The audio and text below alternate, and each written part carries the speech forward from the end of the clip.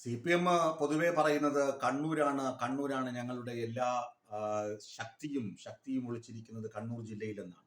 പക്ഷേ പാർട്ടിയുടെ മറ്റ് കാര്യങ്ങൾ പരിശോധിച്ചാൽ, ചരിത്രവും അതുപോലെ തന്നെ വിപ്ലവ വീര്യമൊക്കെ പരിശോധിച്ചാൽ, ആലപ്പുഴ, കൊല്ലം ജില്ലകളിൽ ഉള്ളതുപോലുള്ള അടിവേര് പാർട്ടിക്ക് മറ്റ് ജില്ലകളിൽ കുറവാണ്.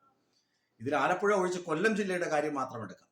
കാരണം ഇത് കൊല്ലം ജില്ല സെലക്ട് ചെയ്യാൻ കാരണം, കഴിഞ്ഞ ദിവസം മുഖ്യമന്ത്രി പിണറായി വിജയൻ നേരിട്ട് കൊല്ലത്തെത്തി ജില്ലാ നേതാക്കൾ, ജില്ലാ കമ്മിറ്റി ഭാരവാഹികൾ, അതുപോലെ തന്നെ ഏരിയ കമ്മിറ്റി ഭാരവാഹികൾ അവർ ഒപ്പമിരുന്ന് ആശയവിനിമയം നടത്തുകയും ഏകദേശം 3 മണിക്കൂർ സമയം അദ്ദേഹം കൊല്ലത്ത് ഈ പാർട്ടിക്കാർക്കൊപ്പം ചെലവഴിക്കുകയും ചെയ്തു. അതുകൊണ്ടാണ് കൊല്ലത്തിന്റെ പ്രാധാന്യം എടുത്തു പറയുന്നത്. ഗൃഹ സന്ദർശനം സി പി എമ്മിന്റെ സമുന്നതനായ നേതാവ് MA ബേബി ആണല്ലോ.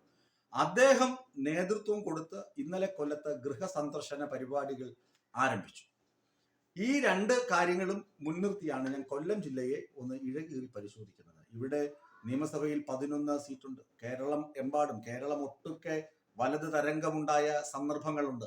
ആ സന്ദർഭങ്ങളിലൊക്കെയും കൊല്ലത്ത് എല്ലാ സീറ്റുകളിലും കമ്മ്യൂണിസ്റ്റ് പാർട്ടി, ഇടതുമുന്നണി വിജയിച്ചു കയറുകയും CPM വിജയിച്ചു കയറുകയും CPI വിജയിച്ചു കയറുകയും ചെയ്ത പാരമ്പര്യമുള്ള നാടാണ് ദേശിംഗനാട് കൊല്ലം.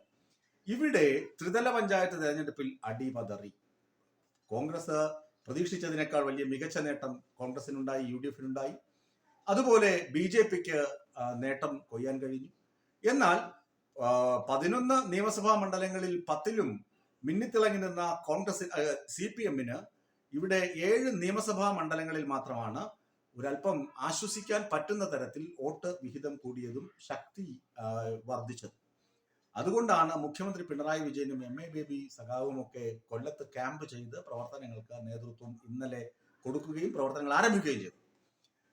ഇപ്പോ ഇക്കുറി പറയുന്നത് 11 സീറ്റിൽ 10 എണ്ണം ഉറപ്പിക്കണമെന്നാണ് മുഖ്യമന്ത്രി പറഞ്ഞത്. അതിന് ജനങ്ങളുമായി നേരിട്ട് ഇടപെടണം, വിഭാഗീയത ഒഴിവാക്കി നിർത്തണം. അപ്പോൾ കൊല്ലം ജില്ലയിൽ പാർട്ടി നേതാക്കൾക്കിടയിൽ വിഭാഗീയത ഉണ്ട് എന്ന് മുഖ്യമന്ത്രിക്ക് മനസ്സിലായി.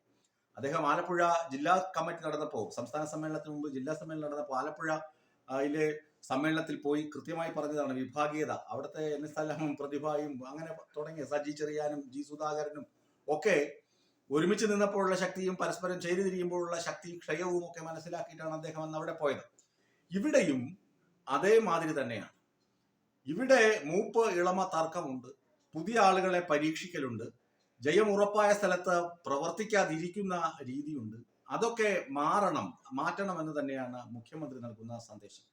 ഒപ്പം MA ബേബി നടത്തിയ ഗൃഹസന്ദർശനത്തിൽ ആളുകൾ ഒന്നൊഴിയാതെ പറയുന്ന ഒരൊറ്റ കാര്യം ഇതാണ്: നിങ്ങൾ മുഖ്യമന്ത്രി പിണറായി വിജയനെ മുൻനിർത്തിയാണോ ഇലക്ഷന് മത്സരിക്കാൻ പോകുന്നത്, അതോ മറ്റാരെങ്കിലും നേതൃത്വ നിരയിൽ വരുമോ, പുതിയ ഒരാൾ ഉണ്ടാകുമോ? അങ്ങനെയാണെങ്കിൽ അയാളുടെ പേര് പറഞ്ഞ് ഇലക്ഷന് പോകണം.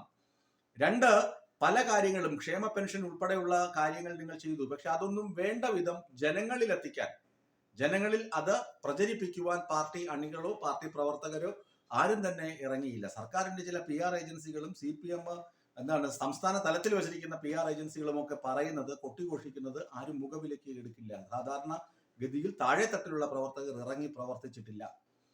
50% വോട്ട് പോളിംഗ് ബൂത്തിൽ വീണ് കഴിഞ്ഞാൽ അടുത്ത 50% വോട്ട് വരാനുണ്ടെങ്കിൽ അവരെ വീടുകളിൽ പോയി വീടാന്തരം കയറി ഇറങ്ങി അവരെ പോളിംഗ് ബൂത്തിലേക്ക് എത്തിക്കുന്ന ജോലി പണ്ട് CPM കൃത്യമായി ചെയ്തിരുന്നു. ഇക്കുറി അതുണ്ടായില്ല.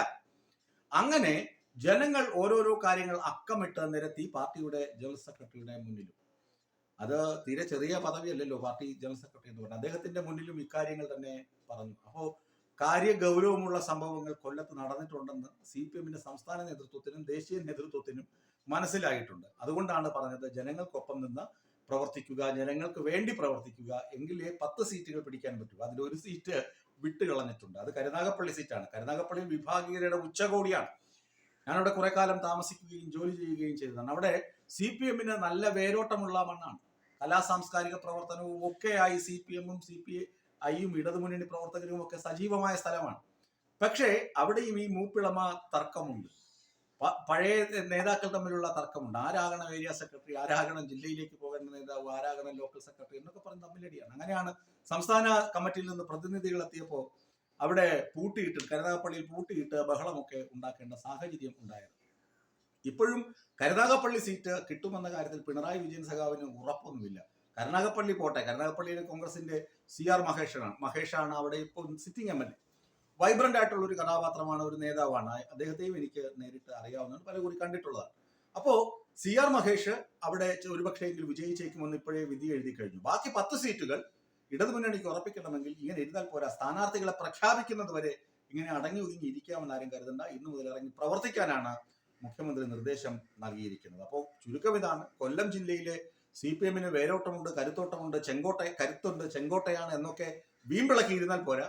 വീടുകൾ തോറും കയറി ഇറങ്ങി അത്യാവശ്യം ആളുകളെ കാര്യങ്ങൾ പറഞ്ഞ് ധരിപ്പിക്കുകയും വോട്ടുറപ്പിക്കുകയും ചെയ്യണമെന്നാണ് പാർട്ടി സംസ്ഥാന നേതൃത്വവും ദേശീയ നേതൃത്വവും കൊല്ലത്തെ CPM കാരോടും ഇടതുമുന്നണിക്കാരോടും വ്യക്തമാക്കിക്കൊണ്ടിരിക്കുന്നത്.